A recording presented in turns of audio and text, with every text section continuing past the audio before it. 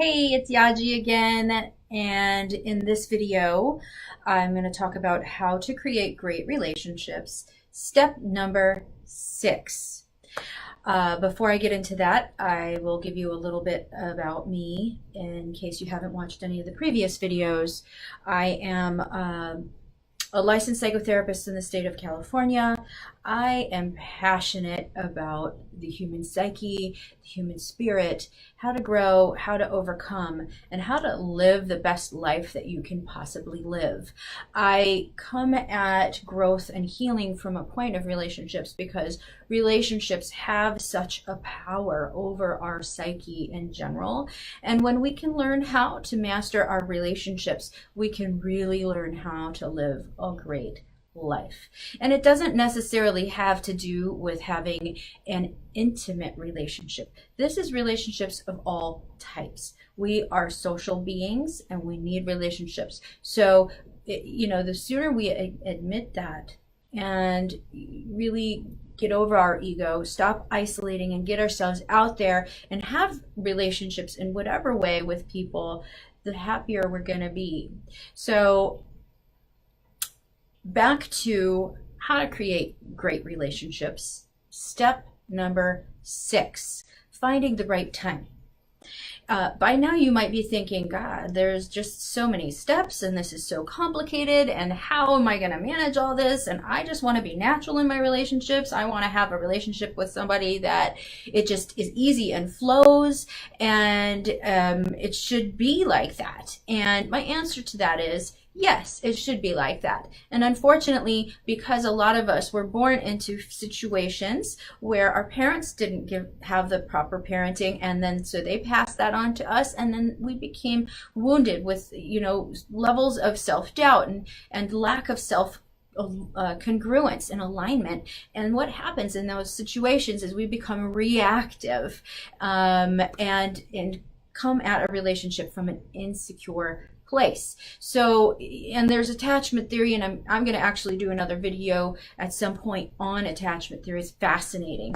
But back to approaching your relationships from a secure place. Yes, people do have relationships where it is easy and it flows. And why? Because they do these things naturally.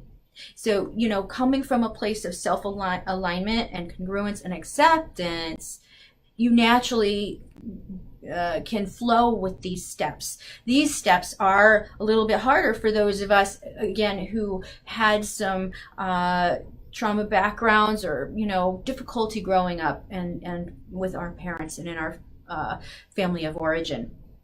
So it's important to really, you can correct that and you can stop the legacy of pain. You can break that legacy so you don't pass it on to your own kids.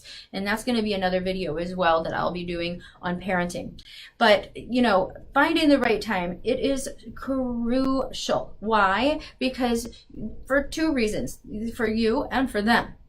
For you, if you're going to come at somebody in a place of anger or upset, and this is a slippery slope because sometimes you can be upset and really not realize it. So that's why, in one of the earlier videos, I think it's step 1, I really encourage you to notice what you're feeling in your body, because your body will tell you when you're feeling upset. So you really want to cut it off before you go into something with a negative, tense energy. You can use the right words, and I'm giving the right words, the bookends, which happened, which was in the last video or the video before that.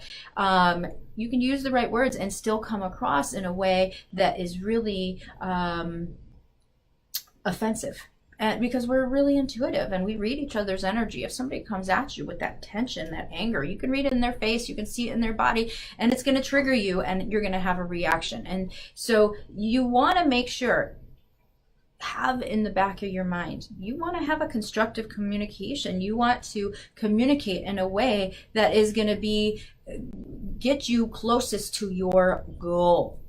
And what is your goal? Most of the time the goal is to feel good in the relationship. And unfortunately, what we notice most of the time is what's happening that makes us feel bad. So you really want to keep that in mind. You're looking for and going towards what's going to make you feel good. That's going to help you when you are just kind of ruminating about stuff, you're angry about stuff, and you see your partner come in, your friend, your family member, whatever, and you're pissed, and you're like, you just want to jump on them about it. But that's not the right time, because when you come at them from that energy place, it's not going to help you. It's not going to get you where you want to go, which is creating a better relationship and feeling better in your relationship. So keep that in mind. The other part is, again, on the other end. So if your partner, friend, family member, whatever, child even, had a bad day at work or school, and they come home and they're feeling bad, but you don't know they're feeling bad, and then you try to immediately talk about things with them, you're probably not going to get met with the same reaction than if they are in a calm state. This can be tricky because, especially if you're in an intimate relationship and things have gone off track and you guys are really like, you fight and then you make up and it feels good, and then you're fighting and then you're making up and it feels good. And when it feels good, the last thing you want to do is bring something up that could make it feel bad again. But that's really going to be the most beneficial time to talk about things, when you're feeling good, when they're feeling good. Remember, keep it in the positive, use the bookends, because when you come at things, when you're honoring what you feel and what's going to make you feel good, then it's going to be a lot more likely to be constructive communication. So that's it for now. Remember to keep things in the positive, find the right time, and own your own happiness.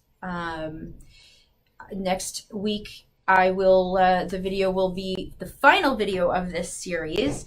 Understand what they're trying to say before trying to be understood. That's also another really powerful, simple tool. So you combine all these things, you're going to wind up having some really different experiences in your communication. And what happens when you have a different experience in your communication?